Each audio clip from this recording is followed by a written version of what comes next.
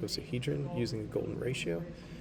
First things first, I'm just going to kind of go over how the planes all react and sort of where you start, okay? Because this can be a little confusing, but I found this to be the most straightforward way to make a 20-sided die, so I want to go through it with you. First things first, I like to turn on the visual shaded edges, and we're just going to roll back time so I can walk you through this. So we're going to start right here, and I'm going to show you the origin and the sketches. Remember, we have 3 planes. These are Cartesian coordinates, or just really x, y, and z. This will come up in geometry constantly, so just something to familiarize yourself with.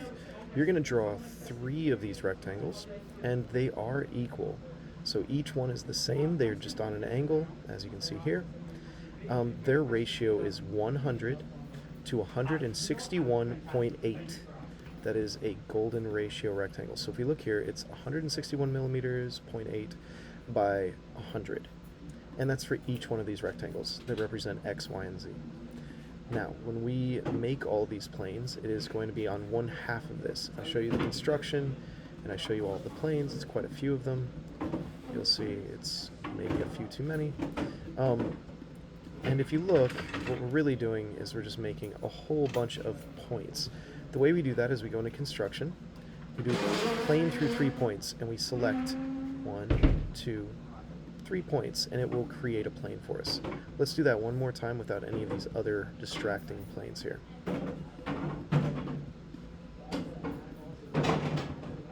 So, we start off like this. We go into construct, we go to the plane with 3 points, and we come over here and we say we want a point from here, here, to meet right there at the top, and that's going to give us that edge. So that's going to cut one piece of this. So if you think of it as, one giant rectangle that's getting chopped up, that's going to be a much easier way to go. So what we need to do is make that giant rectangle. So I made one using this. You can make just a general rectangle. It's really just a body, this giant body right here.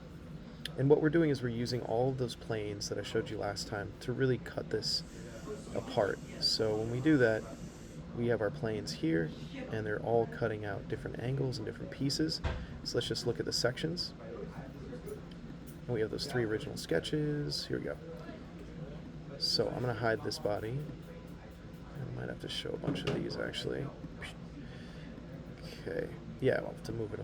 Okay, so we'll move it a little bit forward so you can see. So these are just certain pieces of it, okay? So this is like one section, and we've hidden the other section that it's being chopped off of. And then when we put it all together, it's just this big rectangle piece.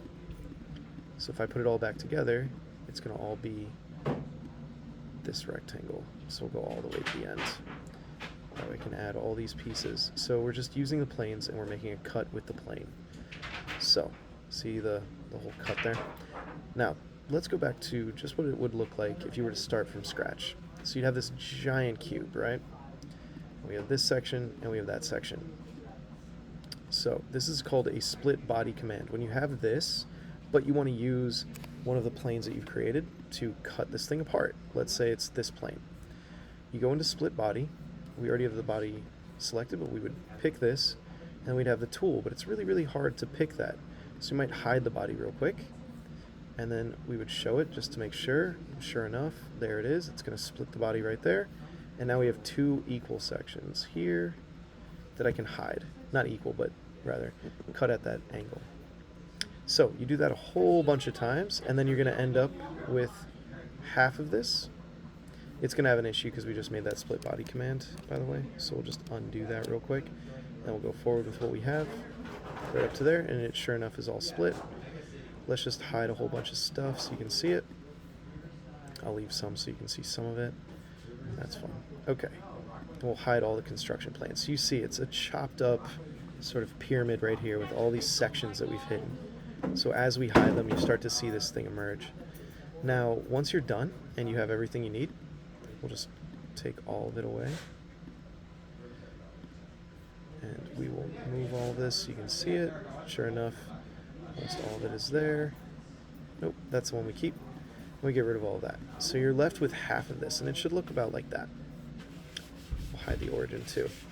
And remember, you have your sketches and everything there, and so all you have to do now is mirror the body, and it will fill in the rest for you. And there you have it. So you have your icosahedron, and that means equal parts. So you're good. And there you go.